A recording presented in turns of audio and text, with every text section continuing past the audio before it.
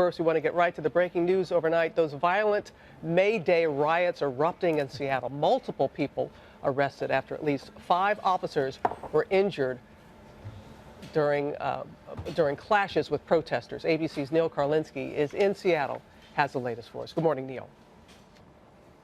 Robin, good morning. It was quite a scene here on the streets of downtown Seattle. You can see this business, one of several that boarded up to protect its property, its windows. Still, it was hit with graffiti. You can see some of the signs that have been left behind by protesters as police and protesters clashed across the city.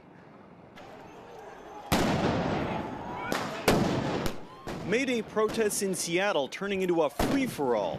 Well, I thought it was going to be a peaceful march, peaceful march, but it didn't turn out to be. Demonstrators hurling rocks, bottles, and Molotov cocktails, injuring at least 5 police officers. We've said all along, we will march around town with people all day long, and once property damage started, we took action. One officer struck by a rock, another injured by a Molotov cocktail, and one bitten.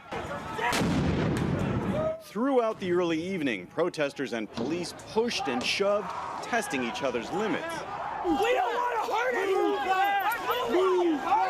We don't want to hurt anyone! Police dispensing pepper spray, firing rubber bullets at the crowd.